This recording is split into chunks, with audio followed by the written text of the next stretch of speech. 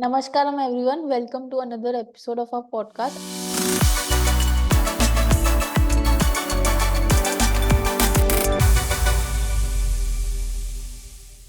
Today we'll be discussing all about XR experiences, how these immersive experiences are created. So today we are deep diving into the heart of the XR storytelling, which is exploring how content creators actually bring those amazing XR experiences to life. That the experience that we experience inside the headset, how are they actually made behind the scenes? So we'll get into the core of that. So join us as we deep dive into the challenges and the terms of the content development. And for that, we have a really perfect guest, which is Dylan Smith. He's an XR developer at ORB Amsterdam.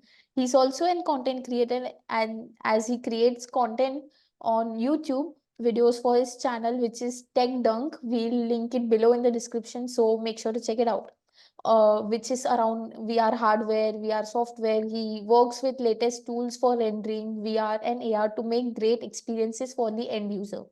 He also works a lot with performance optimization, gameplay, UI, UX, system design, and much more. So, Dylan, welcome. Thank you. Thank you for having me. Yeah, it would be great if you can just give us a bit of brief intro on what you are working on currently. Yes, of course. I'm Dennis Smith from the Netherlands, and I mostly work as an XR development. That is in the broad sense. I work for my own company, Dunk Technologies, and here I do the broad side of XR development. So it's either programming, it is interaction design, performance optimization, mostly within Unity, and also some other tools like Unreal Engine or Godot. So that's where I mostly work in and where most of my current work is in. And next to that, I also have some other work like my content creation on YouTube. That's on TechDunk. And in general, I just like to be involved in the community and talk to everyone. So, let's get into the set of questions that we have for you today. So, first things first, while into the process of the XR content development, how do you approach the balance between that juggle between interactivity and storytelling? So how do you approach that balance? For me, that balance is really tricky to find because, especially in XR, it's really important to immerse your player into the story. So for that to have your player interact in the story, either trigger some segments or bring in their own 3D objects to represent themselves in the story, that can be really important for immersion, especially with storytelling. And next to that, really focus on where the player is looking. Since the player can stand anywhere, you can trigger something when they are standing into a certain place or looking somewhere. And using this, you can really focus on where the exact need is for the storytelling and make sure the storytelling is really rich in those areas. Yeah, all right. So, while during the process of designing and building content for the XR hardware, how do you differ? How does it differ from traditional storytelling mediums? Because I guess you do need to have a different kind of a approach towards it. Yeah, in general, the basics are fairly the same, since of course you need to actually tell the story and deliver it and organize it very well.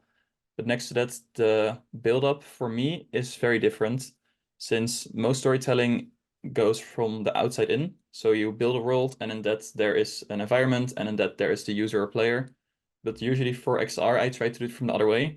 I work from the player. What story do I want to tell? What do I want to have the player experience? And then work your way up from there. So what environment would fit? Where would the player be in this environment? Within what world would it be? And using that, you can really immerse the player and have them as the central point of the experience instead of being a part in a bigger experience, which they might not even fully understand or see. Also, while speaking from the technical perspective, what are the kind of a technical constraints that developers often face or encounter when creating XR content, and how do you work around them to develop such compelling narratives? That indeed is a very hard problem to solve, especially since the person can be looking anywhere. I think that is the major thing. People can look behind their back while you are trying to show them something in front. So to work around that, you can have checks like, is the player looking here with gaze control and maybe in the future eye tracking. I think that is really important. And next to that, there also is just rendering. Not everything looks great in VR, and especially the scale of objects can be very different. An example, in many games, they have, of course, doors you need to walk through. And in games that door is usually 3 or 4 meters high, and that feels natural. But in VR, if a door is that high, it feels really unnatural and weird. there's just a weird skill there. So I think it's really important to focus on realism and really make sure that everything feels right and test that throughoutly as well. Yeah, actually, even if someone is experiencing that content on the headset, they also kind of catch if it that realism that you talked about. I think they also gauge that realism, even if they are not into development, but from a user perspective, they do get that kind of a realism, I guess. Yeah, definitely. And that's Yeah. what XR is also excels in, is to be strong in getting to people and making them experience what they feel like is real. And that's a big part of the immersion. So what are there like any primary technique or tools that are utilized in the development process of the content? That really depends on the project itself. For me, most of my experience is within the Unity game engine.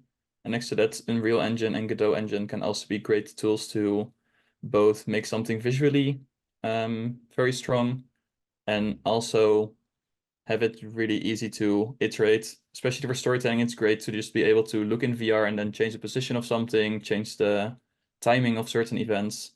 And within those game engines, you can do that really quickly and really efficiently. And that's just great to make quick iterations. So those are the three tools that are mainly utilized for that. Next to that, of course, there are other tools for more visualizing, for AR. Adobe has some tools as well. But for me, I mainly stick to Unity and there use the Universal Render Pipeline to bring up the best visual fidelity I can while still also making it very flexible to work with. Right. So, can you share any insights on optimizing performance and also minimizing latency, which I'm sure a lot of developers might be facing while they are creating content. So, how can you like optimize performance, minimize latency while creating XR experiences so that it's so that we ensure that there's like a seamless narrative delivery of the content. Yeah, performance optimization is actually one of my stronger points. So that's something I work in quite often. And Mhm. of course, many developers already know the basics, which is making LOD, so rendering the 3D geometry at a lower triangle count, reducing texture size, which also decreases the visual fidelity. But there are also many more advanced things. One thing, especially for standalone VR on the Quest, is very important to make sure that the batching is set up properly, so there are lower draw calls, which is more efficiently to run, and also choosing your tools very wisely. For example, Godot is very performant, but doesn't always look as great. Unreal can look very good, but is sometimes very hard to optimize in.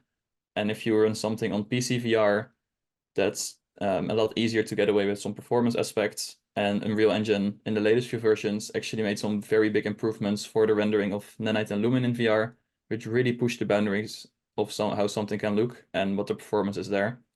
And also in Unity, the latest tools also have a lot more smaller tweaks, like some rendering optimizations, which allows you to push a lot more quality to the end user on pretty much any device. And next to that, hardware manufacturers also have their own solutions to give performance boost.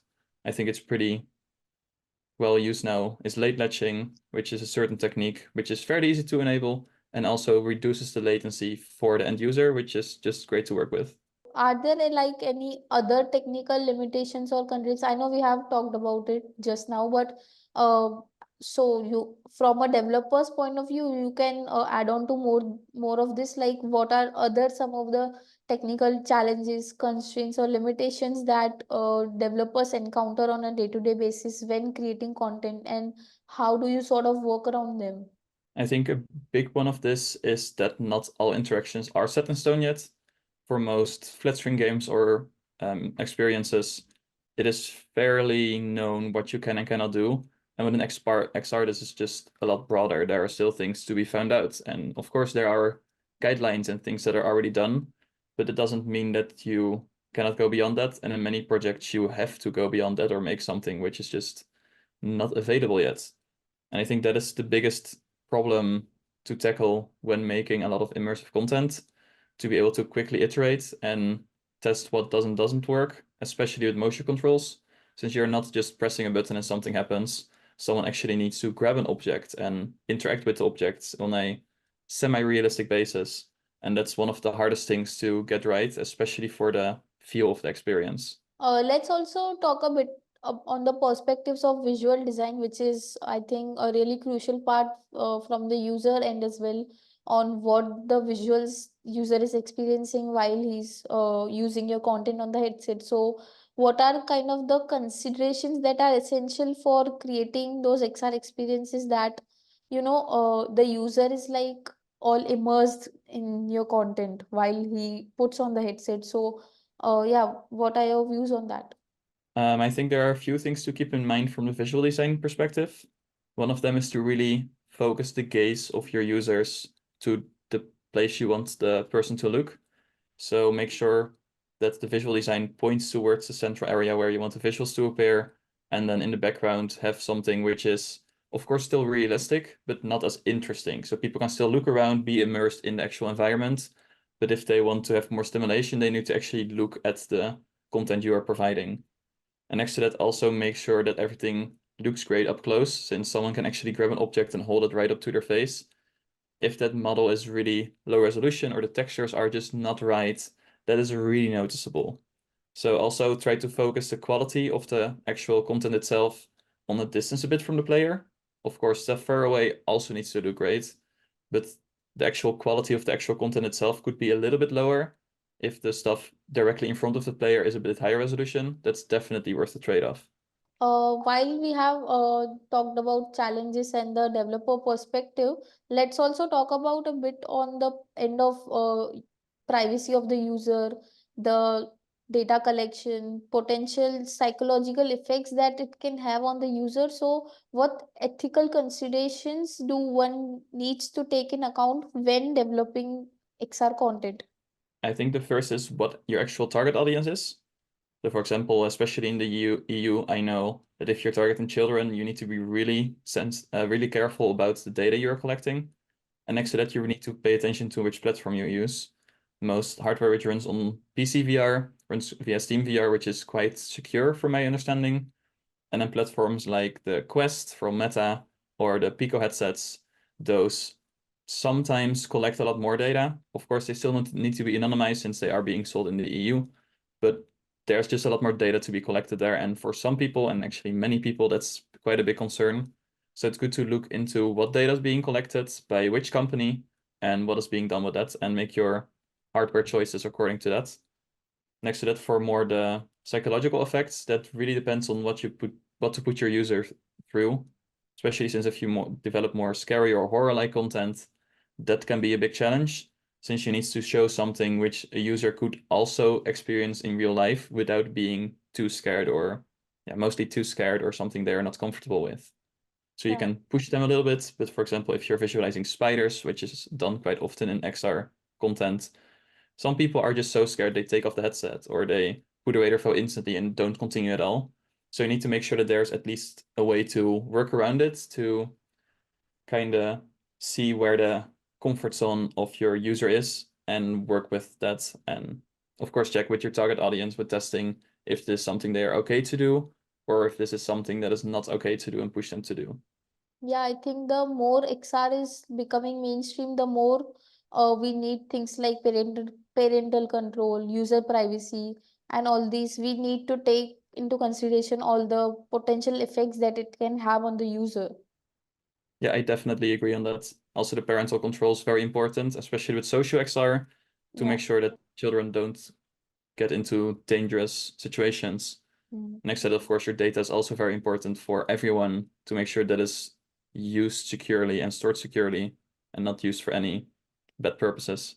All right, let's also touch up a bit on content distribution and accessibility. So, what strategies do you think can reach a wider audience? And considering the various layers of the hardware adoption and familiarity with this XR technology, so how do you approach it? From the getting it to a wider audience point of view, I Yes. really try to develop everything with open platforms in mind. So, for example, working with OpenXR is great since you can easily port it to different platforms. So you develop on a Quest, but porting it to, for example, Pico or another headset is fairly easy to do. And that's just great to build tools upon that and make sure you have an ecosystem built around, for example, OpenXR to port it easily. And for accessibility, it's great to keep in mind what people are physically able to do. And many games for XR, for example, have a one-handed mode, so you can do basically any interaction with one hand. And of course, you'll increase the immersion and the experience with two hands. But it doesn't mean that it would be great if a game can be played with just one hand. So stuff like that also is good to take into account what is physically possible for everyone to do, and also how can people move. Yeah, also considering the layers of hardware adoption and people's familiarity with this XR technology. So, how do you approach it in terms of content or distribution and accessibility? Could you elaborate a bit more on that? Yeah, so when it comes to like in terms of content distribution and the accessibility of the user, and also while we are also considering the levels of the hardware adoption while creating that content, and also considering that a lot of people might still not be aware with this immersive technology called extended reality. Yeah, I think in general the adoption has become a lot better. Also with new techniques being developed like hand tracking, that makes it really easy to get new people into VR and make them actually give them an enjoyable experience. Previously with controllers, especially for people who are not by nature gamers, have fairly a hard time to use the controllers in VR. And using hand tracking makes it a lot more accessible to get them into an experience and interact with the world itself and not just have a visual showing. So I think new technologies there really help with accessibility and making those accessible options available for your users. It's great also to see them enjoy the experience while they previously might have not been able to. Yeah.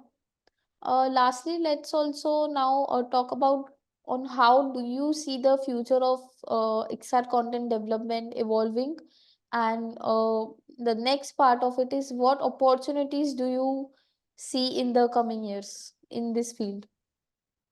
For me, for the near and mid-far future, I really see eye tracking becoming really big. Big Mm. platforms have it, like the Vision Pro, Yeah. like the PlayStation VR. Sadly, not the Quest 3. That's really disappointing for me.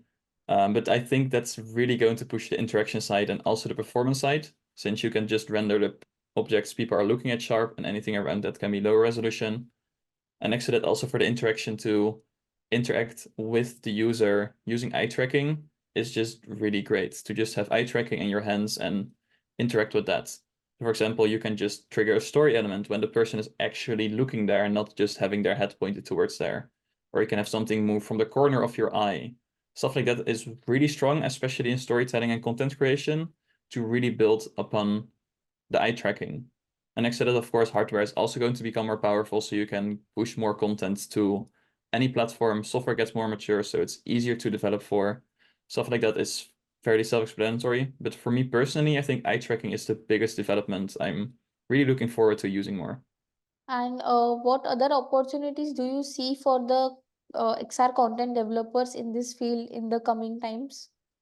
Next to the eye tracking, it also is fairly important to make stuff accessible.